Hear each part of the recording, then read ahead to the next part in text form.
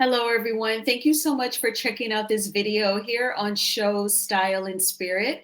I am Ebony, of course, and as you can see, I will be giving my commentary on episode 1 of the Nene Leakes show. I thought that it was a solid first episode, and particularly their conversation regarding reality TV and Carlos King speaking about reality TV stars playing up to the fans and up to their comments and also being disliked once he became a blogger and got in front of the camera. Now, before we get into these topics, I ask that you please hit the like button on this video and please subscribe to the channel. And everything that I'm saying in this video is alleged and just my opinion. And the Copyright Act of 1976 says that my fair use commentary on these sound bites are allowed. So, Miss Nene, congratulations on returning to the content creating space. I've always enjoyed your YouTube channel. I knew that this was what you were meant to be doing. And fair use commentary allows me to repurpose with the still shots of the interview and just playing the audio. And as you continue to create content, I'm sure you will play sound bites and give your commentary, and fair use commentary will allow you to do that as well. Okay, so during her 50-minute conversation with Carlos, he was featured for the first 50 minutes of the episode. They talked about relationships and dating, and Carlos basically said that you have to have an open mind when it comes to dating, be open to dating interracially and exploring different age groups. And I definitely agree with that, having dated outside of my race myself. I've dated Lebanese, I've dated Indian, I've dated Arab. And so I've dated younger than myself, 5 years and 9 years. So I would say be open and just try and get to know the person and not get caught up so much in things like race and age and, just kind of be and just let them be. But I thought that was a very healthy conversation. And then they started talking about reality TV. And Nene, Carlos asked Nene, who do you think who has next? Next. And Nene said nobody. She didn't think anyone kind of stood out as special to her. And Carlos answered Jocelyn Hernandez, which was shocking to Nene because Jocelyn has been around since 2012 with her debut on Love and Hip Hop Atlanta. But Carlos King says that Jocelyn Hernandez has reinvented herself. And so that conversation led to Carlos King talking about some reality TV stars playing up to the fans. And here is what they discussed. You were lucky to get 2 cameras to shoot you. I remember season 1. Mm-hmm. My favorite scene of season 1, besides you being off the guest list and you talk cash money shit about Sheree's game. Yes, I did. And the twist afterwards. Yes, I did. But it was when you were helping Brent with his homework. Yes. We had 1 camera, and you had no idea what you were doing. And Grant was like, Nene, no, this is how you did the algebra, and you did this. Okay. Well, shit, I don't know. I mean, damn. I don't know how to do math. I'm not really good with math. That was real. And when they said algebra, I was like, I don't know how to do algebra. Like, who's doing that? We're just counting over here. 1, 2, 3. Like, we're not doing all that. I can't help him. He needs a tutor. That's actually right. What we said. Yeah, we need a tutor. I miss those days. Yeah. What happened to reality TV now, and I would love to get your thoughts. Social media has ruined it because some, not all, mm-hmm. some of the reality stars mm-hmm. play up to the camera. They do. Play up to their fans. Play up to the people, to the comments, and they now feel the need to just. They're not being their authentic self. You said it. And that's one of the things that I said to myself season 1 when I started. I said to myself, if I don't be myself, this is not going to work. Because maybe my first couple of weeks of shooting, I didn't feel like I was being myself. And once I became myself, that was the best thing I could have done for me, because that's when the fans really loved me, just me being me. You really have to be your authentic self. Otherwise, it doesn't work. Everything is produced. You can't come in and have a fake boyfriend. You can't come and have a fake life. None of that works. If your life isn't going good, then show that, because there's always someone that can relate to that. You know? No, it is. And listen, I'm so protective of reality stars because I get it. It's tough to share your real life. It's tough. Yeah. But the mistake that a lot of them are making, again, not all, but a large few, is the fact that they don't want to just have a moment that doesn't look the greatest. Yeah. And it's okay. Yeah, it is okay. It is okay. I've had so many moments that didn't look great. Oh my God. Right. Okay, so that was their first soundbite that I wanted to talk about. Now, I felt like everything that Nene said was authentic, and she was coming from the perspective of being on-air talent and her, being involved in the Real Housewives of Atlanta. The show debuted in 2008. And as far as I can remember, we really weren't introduced to any sort of fake storyline until season 5 when Kenya Moore joined. It was her and Portia's first season, season 5. And allegedly, Kenya, her and Walter Jackson, they had history. They had gone out on dates, but she was talking it up in front of the cameras like it was very serious, and they were on the verge of getting engaged. And Walter definitely was making it clear that that was not his goal of getting engaged, and there was like a disconnect, and the rest of the cast would say, you two kind of seem like you're not really together. And then he did an interview with like local Atlanta radio, and they have cameras and radio stations now. So I remember watching this interview here on YouTube years and years ago, and he said that he was asked to be her boyfriend.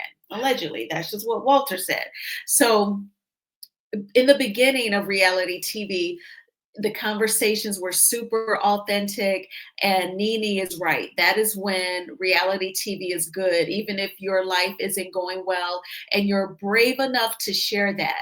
I think that people are worried about getting judged, condemned, quote unquote canceled. I've never been a person to believe in someone being canceled, because I feel like you can always reinvent yourself. You can always present yourself, and somebody will be feeling you. Somebody will tune in and check it out. Even like I can make a video like when So Gucci told Carlos that she felt unprotected, and I recorded it, and it turns out that Carlos deleted that video. That video got 19,000 views. My very first interview, I wasn't even monetized, nowhere near. I actually interviewed one of Nene Leakes' grandkids' mothers, Simone Davis, and that video, I believe, has gotten 17,000 views. And then I recapped The Real Housewives of Atlanta. I recapped that a few days ago. It got 400 views.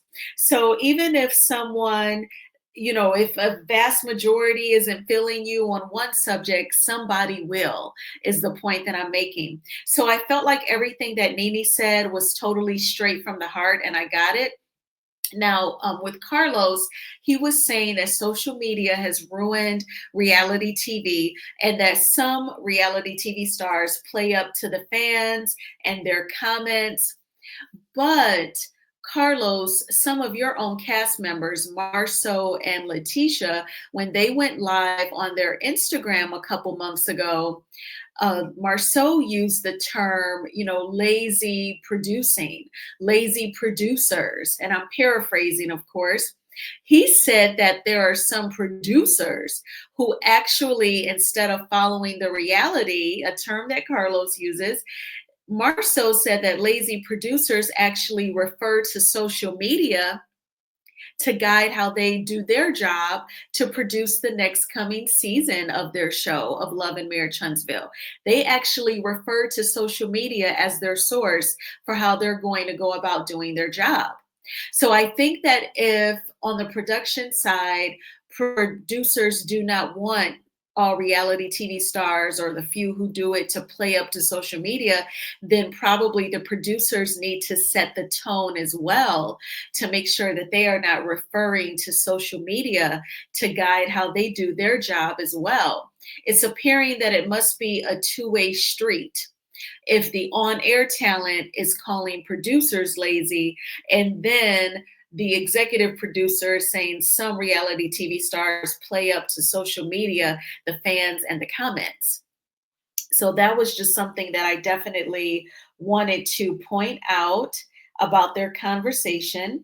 And then they talked about, they did not use the word blogger. We know that that definitely triggers Carlos when you call him a blogger. But he talked about getting in front of the camera, being in this YouTube space. Now, how they ended up on this subject was they talked about how there's so much money in the streaming channels. And Carlos was saying that that actually affects ratings because when the networks judge how many people watch a show when it airs in real time, those numbers are not nearly as high as back in the day, like before Netflix and Hulu. Carlos was saying to Nene that the streaming channels kind of interrupts that because I was even saying this, I think I was DMing with Lexi the other day when her son, was appeared in an episode of Chicago PD. I remember saying to Lexi, "Oh, I'll probably watch that this weekend. I never watch TV in real time. I always watch it like the next morning before work or the next night or something." And I've been that way ever since I got Netflix and Hulu subscriptions. Like you all hear me talk about Tubi all the time. After I create content, I watch Tubi, and then whatever comes on network TV, I watch it whenever. So he says that the way networks can judge ratings is kind of difficult because everyone has streaming subscriptions. Nobody is really watching TV in real time. And he said, but they will judge the streams and they look at it, the average, like over a month. So I thought that was really interesting conversation because I'd never thought about the streaming channels kind of putting a dent into how networks measure ratings. And then after that, they talked about YouTube, the digital space.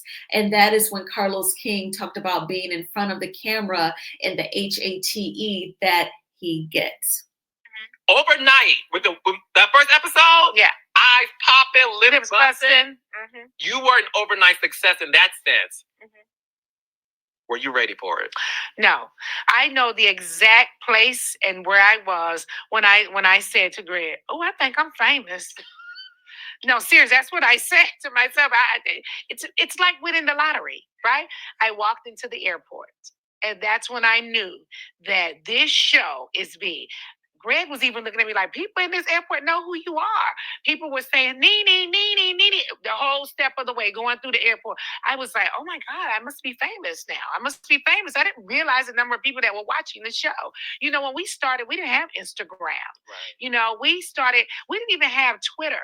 Twitter started while we had already started Housewives. So when we would promote Housewives, we would have to promote it like word of mouth and have premiere parties. Bravo blog. And yeah, and the Bravo blogs and talk about it like that. Go out and do press, that kind of stuff. So when I walked in that airport and I learned that I was famous, I was kind of scared.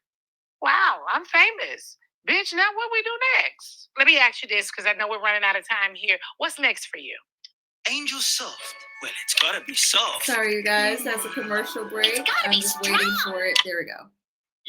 Reality with the King podcast is a huge hit, and I do mean this.